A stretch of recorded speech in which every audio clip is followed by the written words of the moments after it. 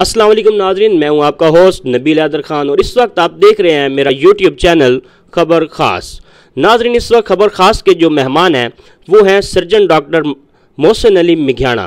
आप डॉक्टर के साथ साथ एक शायर भी हैं और एक राइटर भी हैं।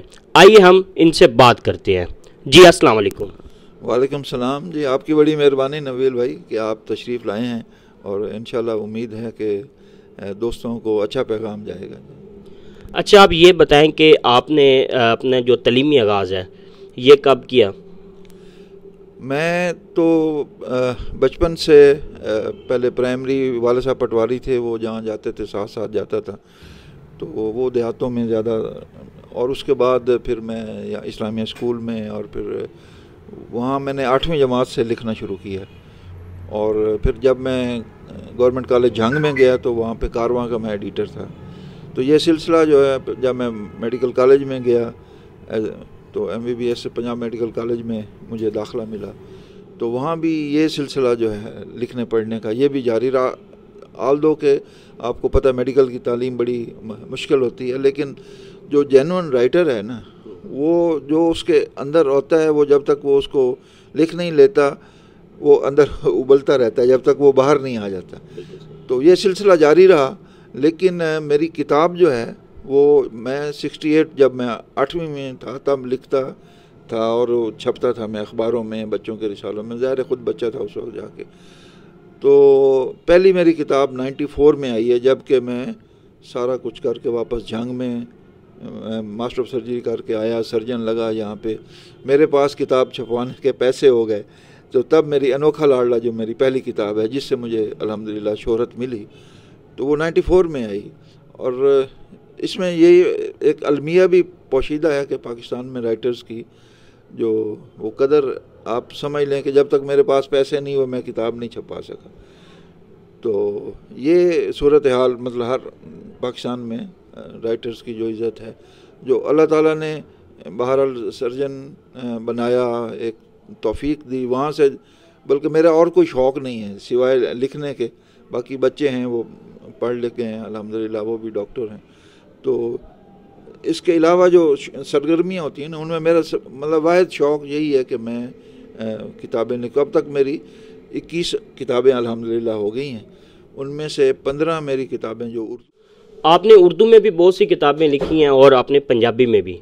आमतौर पर यह कहा जाता है कि जिसकी उर्दू अच्छी हो वो पंजाबी में माहिर नहीं होता, या जिसकी पंजाबी अच्छी हो। लेकिन आपने इन दोनों के साथ बहुत अच्छा इंसाफ किया। अगर आपकी किताबें पढ़ें तो आपने बहुत अच्छा लिखा है। इसकी क्या वजह है कि आप दोनों को साथ साथ लेकर चलें? देखें जी, मैं समझता हूँ पंजाबी का, हम पंजाब में पैदा हुए हैं, हमारी माँ बोली है, वो एक हक़ है हमारी माँ बोली का। आप हैरान होंगे कि जब हमारा मेडिकल में जो ज़रिया तालीम है, जो मोड ऑफ ट्रांसफॉर्मेशन है, वो अंग्रेज़ी है, ठीक है ना। अब होता ये है कि हम लोग पहले पंजाबी में सोचते हैं, उसके बाद उसको उर्दू में ले आते हैं, फिर उसकी अंग्रेज़ी बनाते हैं, जब तक जो एग्ज़ामिनर समझता है इसको आता नहीं है जाके। तो जितनी हम आसानी अपनी मादरी ज़बान में समझते हैं, और लिखना जो है, आम लोग जो हैं वो बोल तो लेते हैं, गाने भी सुन लेते हैं, लेकिन लिखने की तरफ नहीं आते। उसकी एक शायद ये वजह थी कि पहले जब ये पाकिस्तान बना है, पंजाब दोनों अलहदा हुए हैं, तो जो पंजाबी लिखता था वो समझा जाता था कि कोई इंडियन एजेंट है। तो इसलिए लोग डरते थे पंजाबी लिखने में, उनको खौफ था। आहिस्ता आहिस्ता वो मतलब खौफ दूर हुआ। तो ये मैं समझता हूँ कि ये एक मुझ पे ज़िम्मेदारी थी। दूसरा, उर्दू जो है, उर्दू मैं शुरू से उर्दू में लिख रहा हूँ, और उर्दू जो है वो हमारी कौमी ज़बान है और वो राब्ते की ज़बान है। तो आपको ये भी सुन के हैरानी होगी, बल्कि खुशी होगी, कि मेरी अंग्रेज़ी किताब जो है making of a chief surgeon, वो बिल्कुल तैयार है।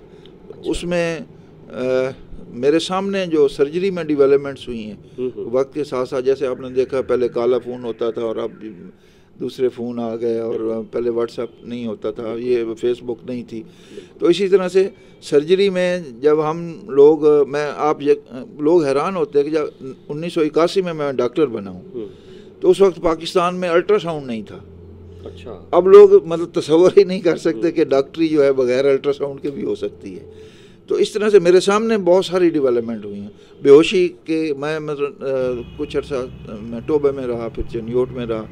دونوں جگہ پہ بے ہوش کرنے والے ڈاکٹر تھے ہی نہیں, انستھیٹسٹ تھے ہی نہیں, اور میں خود مطلب ان کو بے ہوش کرنا جتنے کر سکتا تھا. وہ اسپائنل انستھیزیا ہوتا ہے, کمر میں ٹیکا کچھ لوکل لگا کے. تو اگر میں ویسے بدنیتی ہوتی کہ میرے پاس ایک بہانہ تھا کہ نہیں دیکھو جی کہ یہاں انستھیٹسٹ ہے نہیں تو میں کیوں آپریشن کروں, لیکن ایک وہ جذبہ تھا اور ابھی بھی موجود ہے تو خود ہی آپریشن کرنا, حالانکہ بڑا مشکل ہوتا ہے, ریسپانسبلٹی ہوتی ہے. آج کل تو آپ سوچ نہیں سکتے اس میں. تو اس طرح سے یہ مطلب ہے پنجابی ہماری مادری زبان ہے, وہ ہمارا حق تھا. اردو ہماری قومی زبان ہے, اور انگریزی ہمارا ذریعہ تعلیم کی زبان ہے اور انٹرنیشنل زبان ہے. ہم جہاں بھی دوسرے ملکوں میں جاتے ہیں تو اس لیے وہ میں تینوں زبانوں میں, بلکہ شاعری بھی میں تینوں زبانوں میں نے کی ہے. تو الحمدللہ پنجابی جب میں نے لکھی تو پاکستان پنجابی ادبی بورڈ کا میں ممبر اب تک ہوں. بمبیری میری پہلی جو کتاب تھی پنجابی کی وہ 95 میں آئی, 94 میں انوکھا لاڈلا آئی, 95 میں آئی. تو اس کے بعد سے مجھے انہوں نے پاکستان پنجابی ادبی بورڈ کا ممبر بنا لیا. تو اب تک ہم وہاں کتابیں پنجابی کی چھاپتے ہیں. اسے وہ ہماری ایک مطلب کہہ لیں کہ یہ تینوں ہماری ذمہ داریاں ہیں. آپ ایک سرجن ڈاکٹر ہیں, اس میں کافی مصروفیت ہوتی ہے. اس کے ساتھ ساتھ آپ رائٹر اور یہ ادب کو آپ ساتھ لے کر چل رہے ہیں. اس میں پھر آپ کس طرح سے مینیج کرتے ہیں؟ کافی مشکلات کا سامنا کرنا پڑتا ہوگا آپ کو. اپنے مینجمنٹ کیسے کرتے ہیں کہ آپ مریضوں کو بھی چیک کرتے ہیں, آپریشن بھی کرتے ہیں, اور ساتھ میں آپ نے اتنی کتابیں بھی لکھی ہیں؟ میں عرض کروں, شاید آپ نے سنا ہو کہ علامہ اقبال جب رات کو سو رہے ہوتے تھے نا, تو ان کے سرونٹ کا یہ بیان ہے کہ وہ ہوتا کہ علامہ اقبال وہ پنجابی میں کہتے ہیں نا وپھل دے تھے, یعنی کہ وہ ان کا لگتا تھا نیند نہیں آ رہی, تو وہ ان کا سرونٹ جو ہے نا ان کے پاس وہ قلم دوات آ کے رکھ دیتا تھا. وہ جو سوچتے تھے وہ لکھ لیتے تھے, تو پھر آرام سے سو جاتے تھے. جو جینون رائٹر ہے نا اس کے اندر جو موجود ہے, جب تک وہ لکھ نہیں لے گا نا تو اس وقت تک اس کو چین نہیں آئے گا. اچھا, دوسری بات یہ ہے کہ مصروفیت کی آپ بات کر رہے ہیں, اس میں کہتا ہوں کہ جو صدر امریکہ کا صدر ہے یا پاکستان کا وزیر اعظم ہے, سب کے پاس 24 گھنٹے ہیں. ٹھیک, تو وہ کسی کے پاس 1 گھنٹہ فالتو نہیں ہے. اللہ میاں نے سب کو وہ یہ ہے ٹائم مینجمنٹ کہ آپ اس کو کیسے مینیج کرتے ہیں. اچھا, تیسری بات یہ کہ سرجن کا یہ ایک بینیفٹ بھی ہے کہ ہم اگر ایک آپریشن کر لیتے ہیں اس کے بعد ہمارے پاس ٹائم ہوتا ہے کہ ہمارا, کیونکہ آؤٹ ڈور جو ہے یعنی کہ جو مریض آؤٹ ڈور میں ہم دیکھتے ہیں آؤٹ ڈور ہمارا کم ہوتا ہے. جو فزیشین ہوتا ہے اس کے پاس مطلب کان کھجانے کی فرصت نہیں ہوتی, وہ اتنے انہوں نے 100 مریض دیکھنے ہوتے ہیں. ہمارے پاس اسی نے آنا ہے مطلب جس کا آپریشن ہونا ہے, یا تو اس وجہ سے ہمارے پاس آؤٹ ڈور کیونکہ کم ہوتا ہے اور پھر ہم آپریشن کر کے ریلیکس محسوس کرتے ہیں. تو جو ہی ہمیں موقع ملتا ہے تو وہ اچھا, یہاں میں یہ وضاحت کر دوں کہ جو اگر آپ نے نثر لکھنی ہو نا, نثر کے لیے آپ کو بیٹھ کے لکھنا پڑتا ہے اس کے لیے. لیکن جو شاعری ہے وہ آپ کہیں جا رہے ہیں, آپ کو آپ کار میں سفر کر رہے ہیں, سفر میں آ جائے گی, آپ گاڑی سائڈ پہ کھڑی کر کے وہ شعر لکھ لیں گے تو اس میں اس کو محفوظ کریں. جی. تو یہ مطلب سرجن ہونے کا یہ فائدہ بھی ہے کہ ہمیں ٹائم مل جاتا ہے. اچھا, آپ یہ بتائیں کہ ادب کے حوالے سے آپ نے سب سے زیادہ کس سے سیکھا ہے, یا آپ اس میں اپنا استاد کس کو کہتے ہیں کہ جس کے آپ نے اپنا استاد مانا اور اس سے آپ نے بہت کچھ سیکھا اور آج آپ اس مقام پہ ہیں کہ آپ نے کئی کتابیں لکھی ہیں؟ میں اکثر کہا کرتا ہوں کہ میرا سب سے بڑا استاد زمانہ ہے. زمانے نے مجھے سکھایا ہے, اور وہ اس کے لیے میں عرض کروں کہ مثلا میں اکثر مثال دیتا ہوں کہ آپ سڑک پہ جا رہے ہیں, کسی کا ایکسیڈنٹ ہوا ہے, ایک بندہ وہ ایکسیڈنٹ کو دیکھ کے آگے چلا جاتا ہے, ایک بندہ آ کے رک جاتا ہے مجمع میں. اچھا, تیسرا بندہ وہ کہتا ہے کہ یار اس کو اٹھاؤ, فرسٹ ایڈ کرتا ہے اس کا. چوتھا بندہ ہے وہ کہتا ہے یار 1122 کو بلاؤ. ٹھیک ہے. اچھا, پانچواں بندہ اس کو جا کے ایمرجنسی تک چھوڑ آتا ہے. یعنی کہ مختلف لوگوں کا ریسپانس ہے, نیچر کے مطابق ہے. اب جو یہ سارا بندے ہیں نا, ان میں سے کوئی ایک ایسا ہوگا جو اس واقعے کو وہ لکھ سکتا ہوگا. ٹھیک ہے نا. ہاں یہ اس کو اللہ تعالیٰ کی طرف سے عطا ہوتے ہیں. جی ہاں, جیسے میں نے حج کا سفر نامہ میں لکھا ہے الف میم کے نام سے, الف اللہ میم محمد صلی اللہ علیہ وسلم اس کا نام ہے, یہ حج کا سفر نامہ ہے. اب ہر سال تقریباً 1.5 لاکھ حاجی پاکستان سے جاتے ہیں. آپ دیکھیں کہ کتنے لوگوں کو توفیق ہوتی ہے کہ وہ سفر نامہ لکھیں. تو ابھی بلکہ بات اسی سے میں ریلیٹڈ ہے کہ پشاور میں ایک جو پروفیسر ہیں وہ پی ایچ ڈی کر رہی ہیں سفر ناموں پہ, حج کے سفر ناموں پہ. تو اس میں میرا سفر نامہ بھی شامل ہے, حج کا سفر نامہ. تو ویسے اب تک میرے مختلف کتابوں پہ 2 ایم اے کے تھیسز ہو چکے ہیں, 2 جو ہیں وہ بی ایس کے تھیسز ہو چکے ہیں, اور 7 الحمدللہ 7 بچیوں نے ایم فل کیا ہے میرا ٹاپک لے کے میری کتابوں پہ. اور 7 کے علاوہ یعنی کہ 2 ابھی ایک ملتان میں اور ایک سیال کوٹ میں 2 اور ایم فل ہو رہے ہیں. تو یہ ایکچولی ثبوت ہو. اب جو ایم فل مثلا یونیورسٹی دیتی ہے, آپ کو پتہ ہے کہ اس کا پہلے وہ یونیورسٹی کی طرف سے اجازت لیتے ہیں, ایک بورڈ بیٹھتا ہے, وہ کہتے ہیں بھائی یہ بندہ واقعی اس قابل ہے کہ اس پہ ریسرچ کی جائے, اس کی تحریر ایلیجیبل ہے یا نہیں ہے. وہ ٹاپک اپروو ہوتا ہے, پھر وہ ریسرچ کرتے ہیں. اور یقین جانے مجھے بعد میں پتہ چلتا ہے کہ کسی نے میرا ٹاپک لیا ہے, پھر مجھے فون آتے ہیں, میرا رابطہ ہوتا ہے یا انٹرویو کرتے ہیں آ کے جا. تو دوسری بات یہ ہے کہ مثلا میں نے انوکھا لاڈلا لکھی, اب بہت اس کی اسی سے الحمدللہ مجھے شہرت ملی, اور وہ مزاح نگار کے طور پہ لوگ مجھے وہ جانتے ہیں, پہچانتے ہیں. تو وہ اکثر دوست کہا کرتے تھے کہ جس ہاسٹل میں میری کتاب چلی جاتی تھی نا, وہ جب تک پورا ہاسٹل نہیں پڑھ لیتا تھا. تو اس کی وجہ یہ ہے کہ میں نے سہل ممتنع میں لکھا ہے, آسان لکھا ہے. میری کتاب جو ہے وہ عام بندہ بھی پڑھ سکتا ہے, ایک ریڈی والا بھی جو اردو پڑھ سکتا ہے وہ میری کتاب پڑھ سکتا ہے, سادہ. یہ بتائیں کہ آپ کا جو پسندیدہ رائٹر ہے یا جو پسندیدہ آپ کا شاعر ہے وہ کون ہے, جس کو آپ نے خود بہت پڑھا ہو؟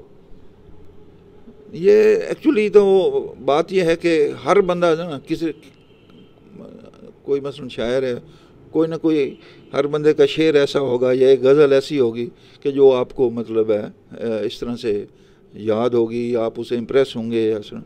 لیکن کسی ایک کے بارے میں کہنا بڑا مشکل ہے. اور شاعروں میں تو ظاہر ہے مثلا حضرت علامہ اقبال ہیں, جو کہ مطلب ان کا ان میسیج ہے, ان کے ہر مطلب شعر میں میسیج ہے, ہر مصرے میں میسیج ہے. اور باقی جو جہاں تک کتاب کا تعلق ہے کہ کون سی کتاب جو ہے, وہ میرے خیال میں قرآن کریم ہے, اس سے بڑی کوئی کتاب نہیں ہے. اور ہم بڑی بڑی کتابیں پڑھ لیتے ہیں, لیکن ایم بی بی ایس میں اور پھر ماسٹر آف سرجری میں اتنی بڑی کتابیں پڑھی. تو اللہ کا شکر ہے کہ تھوڑی بہت توفیق ہوتی ہے کہ قرآن کو سمجھنے کی.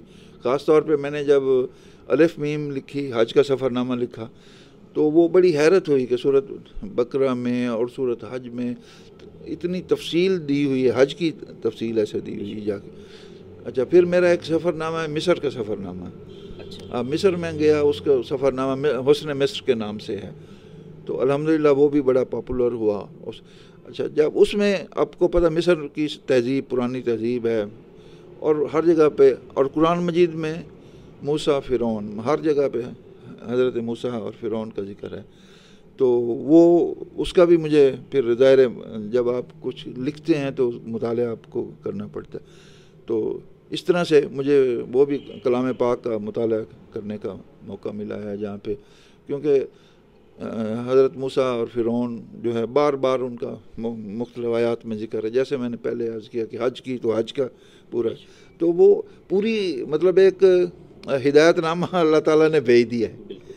تو اب آپ کی مرضی ہے اس پہ عمل کریں یا نہ کریں. یا جیسے اذان ہوتی ہے وہ کہ وہ آپ کو حی علی الصلاۃ, آ جاؤ نماز کی طرف بلاتے ہیں. اب آپ کی وہ سارے سن رہے ہوتے ہیں, اور کون ریسپونڈ کرتا ہے, یہ توفیق اللہ کی طرف سے ملتی ہے. عام طور پر کہا جاتا ہے کہ جو شاعر ہوتا ہے یہ اس کی خدا داد صلاحیت ہوتی ہے, لیکن اس کو پتہ اس وقت لگتا ہے کہ جب وہ محبت میں بری طرح سے ناکام ہوتا ہے تو جب اسے چوٹ لگتی ہے تو پھر اسے پتہ چلتا ہے کہ میں شاعر ہوں، اور وہ اس کا رجحان اس طرف زیادہ آتا ہے. کیا آپ کے ساتھ بھی کچھ اسی طرح سے ہوا کہ محبت میں ناکامی کے بعد آپ شاعری کی طرف آپ کا رجحان ہوا؟ نہیں، محبت جو ہے نا، محبت کی مختلف قسمیں ہیں، ٹھیک ہے. ایک تو عشق حقیقی ہے، عشق مجازی ہے. عشق مجازی میں بھی مطلب ایک محبوب سے محبت ہے، ایک ماں باپ سے محبت ہے، ایک بہن بھائیوں سے محبت ہے، ایک پیشے سے محبت ہے، ایک لوگوں سے محبت ہے. تو جس محبت کا آپ ذکر کر رہے ہیں تو وہ اس طرح تو کوئی نہیں ہوئی، لیکن کیونکہ شاعر ایک وہ سینسٹیو بندہ ہوتا ہے، ہمیں تو ہر خوبصورت چہرہ دیکھ کے محبت ہو جاتی ہے. لیکن وہ ہمارے مشہور تھا کالج میں بھی اور ویسے بھی کہ بہت ساروں کی نا 50% محبت کامیاب ہوتی ہے، کہ اپنی طرف سے تو وہ 50%، باقی کا 50 ان کو نہیں ملتا، جا کے نہیں ملتا. تو لیکن یہ صرف ایک بات بنی ہوئی ہے کہ آپ کو ناکامی ہے، عشق ہو جیسے، جو مطلب ہے دونوں چیزیں اس میں، ہجر کا بھی ذکر آتا ہے، وصال کا بھی ذکر آتا ہے. تو یہ تو آپ کا ٹیلنٹ ہے کہ آپ کس طرح سے. دوسرا ہے کہ یہ صرف گزری آپ پہ واردات نہیں ہے.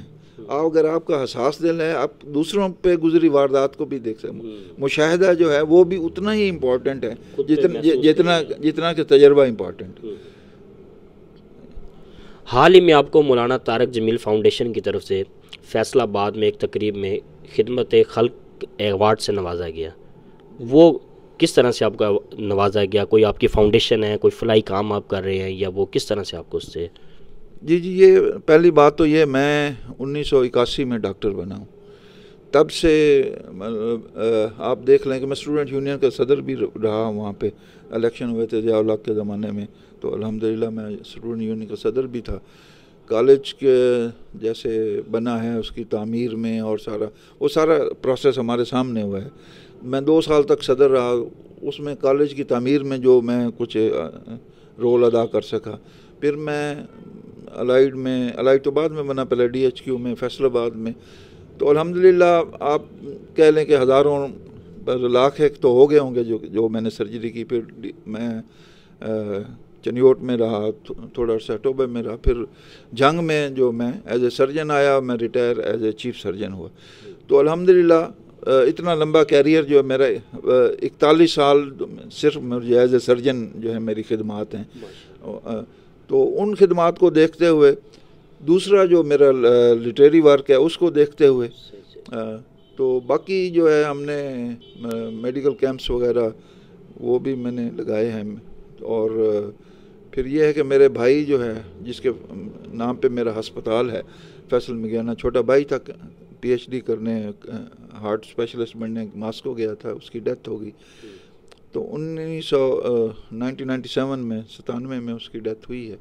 تو تب سے ہم ہر جمعرات کو شام 6 سے 8 بجے تک جو ہے کوئی پور پیشنٹ یہاں پہ آ جاتا ہے اس کو فری دیکھتے ہیں. یہ 97 سے اب تک جاری ہے، اور میرے جو پیڈ ہے اس پہ لکھا ہوا ہے. اچھا جی. تو وہ 6 سے 8 بجے کا ہم نے ٹائم رکھا ہے. ظاہر ہے پرائیویٹ ہاسپٹل، اور یہ پہلے کبھی میرے نالج میں نہیں ہے کہ پہلے پرائیویٹ میں ایسی کوئی مثال ہو. تو پہلے تو ہمیں یہ تھا کہ ایک ایج تھا کہ ہم DHQ میں سرکاری ہسپتال میں کام کر رہے تھے. وہاں غریب لوگ ہمیں مفت دکھا لیتے تھے. تو ایک ہمیں اب ریٹائر ہونے کے بعد یہ تھوڑا سا محسوس بھی ہوتا ہے کہ اب ہم اس طرح سے اتنے پیشنٹ یا فری، ظاہر یہ یہاں اپنے خرچے ہیں، آپ کو پتہ ہے، مطلب ہے وہ کا. تو لیکن وہ میں نے ایک دن رکھا ہوا ہے، مخصوص کیا ہوا ہے کہ اس میں جتنے مرضی مریض آئیں، 1 آئے یا 100 آ جائیں، یا تو وہ میرے پیڈ پہ مطلب ہے وہ درج ہے کہ مینشن ہے کہ وہ فیصل مگیانہ میموریل کیمپ بھائی کے نام پہ جو ہے نا، وہ 1997 سے وہ سلسلہ جاری ہے الحمدللہ. اچھا، ایک کلام ایسا ہوتا ہے شاعر کا لکھا ہوا کہ جو اس کو وہ خود بہت پسند ہوتا ہے. آپ کا کوئی ایک ایسا کلام جو آپ کو خود بہت پسند ہو، وہ آج ناظرین کی آپ سنائیں ان کو، تاکہ وہ بھی لطف اندوز ہوں آپ کے کلام سے. جی میں غزل پیش کرتا ہوں کہ جس کی خاطر ہیں سفر میں رہے صحراؤں کے، جس کی خاطر ہیں سفر میں رہے صحراؤں کے، اس نے دیکھے ہی نہیں چھالے کبھی پاؤں کے. جس کی خاطر ہیں سفر میں رہے صحراؤں کے، اس نے دیکھے ہی نہیں چھالے کبھی پاؤں کے، اور دھوپ سے جن کو سدا میں نے بچائے رکھا، دھوپ سے جن کو سدا میں نے بچائے رکھا، موطرف وہ تو رہے اور کسی چھاؤں کے۔ بہت خوب، بہت خوب۔ دھوپ سے جن کو سدا میں نے بچائے رکھا، موطرف وہ تو رہے اور کسی چھاؤں کے، اور آزمائے گئے مجھ پر تو بدل کر نسخے، آزمائے گئے مجھ پر تو بدل کر نسخے، درد میرا نہ سمجھ آیا مسیحاؤں کے، آزمائے گئے مجھ پر تو بدل کر نسخے، درد میرا نہ سمجھ آیا مسیحاؤں کے۔ اور یہ شعر دیکھیے گا کہ میں ادا کرتا رہا جن کی امامت میں نماز، میں ادا کرتا رہا جن کی امامت میں نماز، آج مجھ پہ کھلا مخبر ہیں کلیساؤں کے، میں ادا کرتا رہا جن کی امامت میں نماز، آج مجھ پر کھلا مخبر ہیں کلیساؤں کے، اور میرے جیسا تو کوئی بات سمجھ پاتا نہیں، میرے جیسا تو کوئی بات سمجھ پاتا نہیں، میرے جیسا تو کوئی بات سمجھ پاتا نہیں، درس گو شہر میں ہوتے تو ہیں داناؤں کے، میرے جیسا تو کوئی بات سمجھ پاتا نہیں، درس گو شہر میں ہوتے تو ہیں داناؤں کے۔ اور شعر، کیا کروں دست شناسوں پہ ہے حیرت مجھ کو، کیا کروں دست شناسوں پہ ہے حیرت مجھ کو، کوئی بوجھے کبھی مطلب میری ریکھاؤں کے، کیا کروں دست شناسوں پہ ہے حیرت مجھ کو، کوئی بوجھے کبھی مطلب میری ریکھاؤں گے۔ اور مقطع دیکھیے گا کہ دیکھ بازار میں قیمت نہیں لگنی تیری، دیکھ بازار میں قیمت نہیں لگنی تیری، اب کہاں دور ہے محسن جی زلیخاؤں کے، دیکھ بازار میں قیمت نہیں لگنی تیری، اب کہاں دور ہے محسن جی زلیخاؤں کے، جس کی خاطر ہیں سفر میں رہے صحراؤں کے، اس نے دیکھے ہی نہیں چھالے کبھی پاؤں کے۔ جی ناظرین، یہ تھے ہمارے ساتھ ڈاکٹر محسن علی میگھانا، سرجن ڈاکٹر۔ امید کرتے ہیں کہ آپ ہماری اس ویڈیو کو پسند کریں گے، زیادہ سے زیادہ شیئر کریں گے۔